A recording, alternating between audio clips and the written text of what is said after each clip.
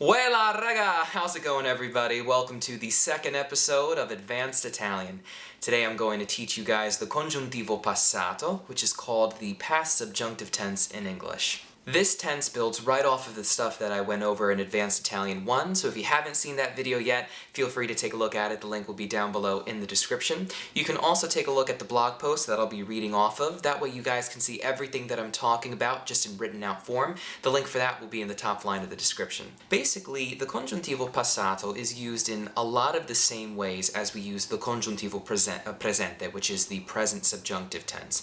Basically, whenever we're talking about things like doubts, desires, possibilities, opinions, anything that happens to be subjective in nature. As this tense is very similar to the passato prossimo, we're going to be seeing helping verbs once again. Now, if you don't know what the passato prossimo is, I'll have a link for it down below in the description. I went over that in Grammar Basics 2. We got two helping verbs in Italian, avere, which means to have, and essere, which means to be. So before I get into showing you guys some conjugations and how we conjugate essere and avere, I need to tell you one little thing that I went over also in Grammar Basics 2, and that is all are verbs will change to end in ato at the end. And then the same thing goes for ere verbs. They're going to change from ere to uto. And ire verbs change from ire at the end to ito, ito. So now let's take a look at how we conjugate avere and essere in the congiuntivo presente, because that's how you use these verbs. The helping verbs will get conjugated in the congiuntivo presente, and then our main verb, like mangiare, vendere, and partire, they're going to change to mangiato, venduto, partito. You'll see what I'm talking about once I start showing you all the conjugations. So avere means to have, and here's how we conjugate it. Che io abbia. Che io abbia. That means that I have. Che tu abbia. Che tu abbia. That you have. Che lui lei abbia. Che lui lei abbia. That he or she has. Che noi abbiamo. Che noi abbiamo. That we have. Che voi abbiate. Che voi abbiate, that you guys or you all have. Che loro abbiano. Che loro abbiano, that they have. So now let's see how we conjugate mangiare, which means to eat, in the congiuntivo passato. Mangiare is going to be using avere, to have, as its auxiliary verb, as its helping verb. So here's how we do it. Che io abbia mangiato.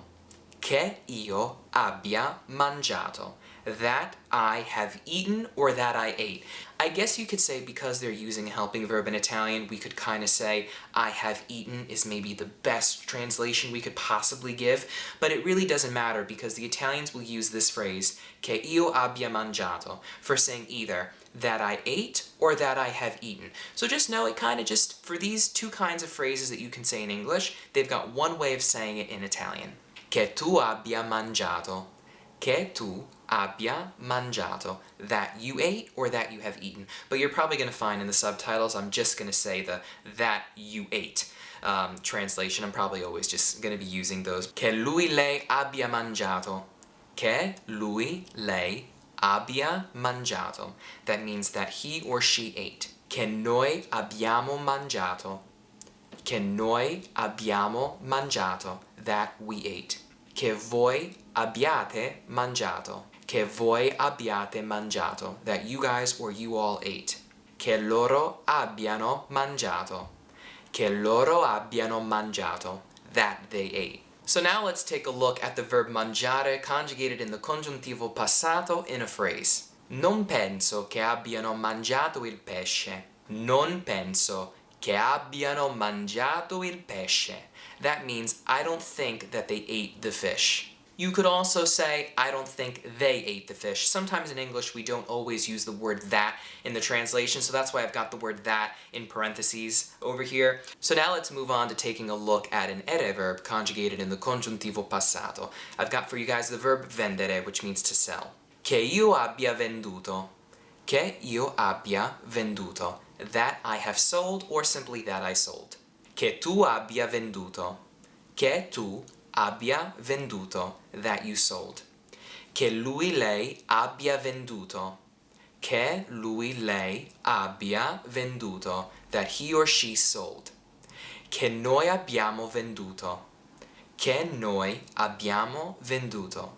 That we sold. Che voi abbiate venduto. Che voi abbiate venduto. That you guys or you all sold. Che loro abbiano venduto. Che loro abbiano venduto. That they sold.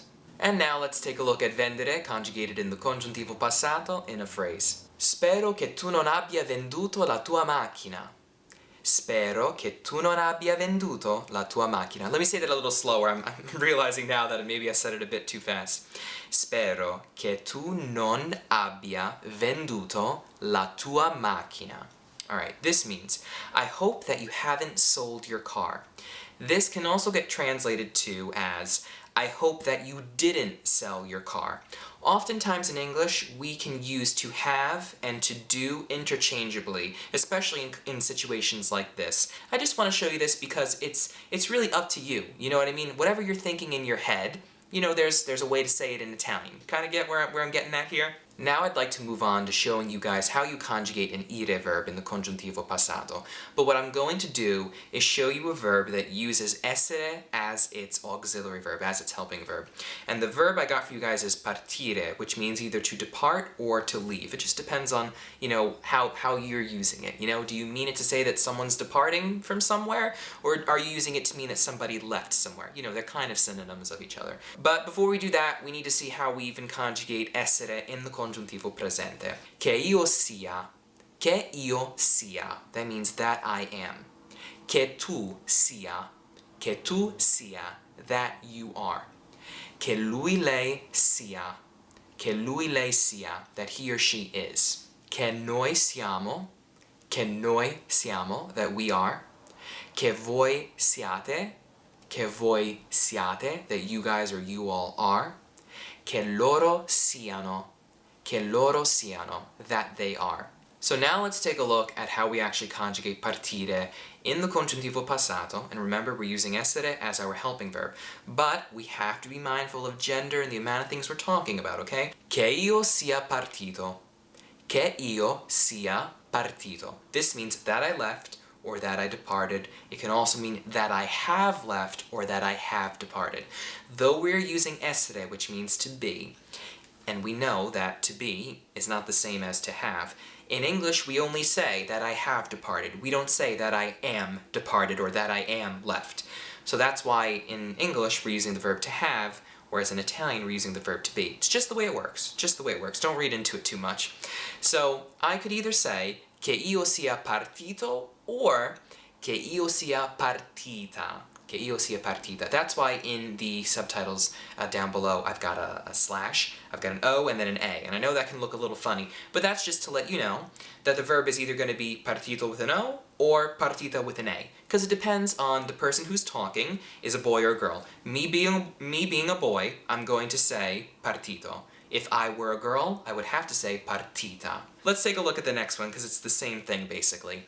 Che tu sia partito or partita. Che tu sia partito or partita. That means that you have left or that you have departed or that you left, that you departed. Yet again, I'm pretty much probably just going to be using the translation without the helping verb in English. Just makes it easier. So if I'm talking to you and you're a boy, I'll say partito. If I'm talking to you and you're a girl, I'm going to say partita. Che lui lei sia partito. Che lui lei sia partito or partita. This means that he or she left or departed. Now naturally, with lui, the verb can only be partito because lui means he. It's a masculine thing, it's a boy. And with lei, the verb is only ever going to be partita because lei means she, talking about a girl, right? So, see how it works now? Che noi siamo partiti or che noi siamo partite. This means that we left or that we departed. Now, if we, as a group, we're talking about us, if we are only a group of guys, we're only going to be saying che noi siamo partiti with an I at the end. If we are a group of boys and girls, same thing. So once again, it's going to be che noi siamo partiti. But if we are talking about a group of only girls, then we're going to say che noi siamo partite. The only time it's not partite, with the E at the end, which is the feminine plural form of the verb, is when you've got a group of guys and girls, or just a group of guys. That's it. Now let's take a look at the next conjugation. Che voi siate partiti or partite. So, che voi siate partiti, che voi siate partite. This means that you guys or you all left or have left. Che loro siano partiti or che loro siano partite. So we've got credo che lui sia partito ieri. Credo che lui sia partito ieri. This means I think that he left yesterday. Ieri means yesterday. As we can see, because we're talking about he, a boy, the verb partire ends in an O. If we're talking about a girl, it would just be credo che lei sia partita ieri. Credo che lei sia partita ieri. I think that she left yesterday. Same thing, just swapping the gender. But if we're talking about a group, we would say, for example, credo che siano partiti ieri.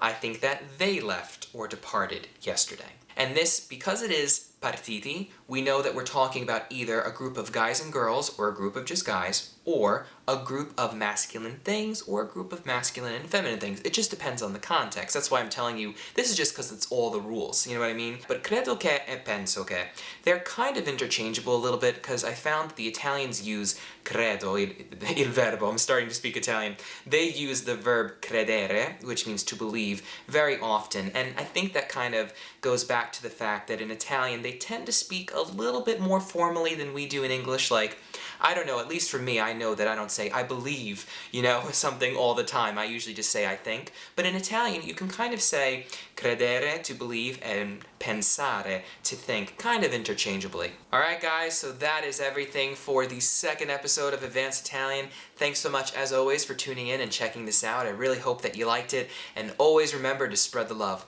I'll catch you guys next time. Ciao! Weilà raga! How's it going, everybody? Welcome to the first episode of Advanced Italian. Today I'm going to talk to you guys about the congiuntivo presente.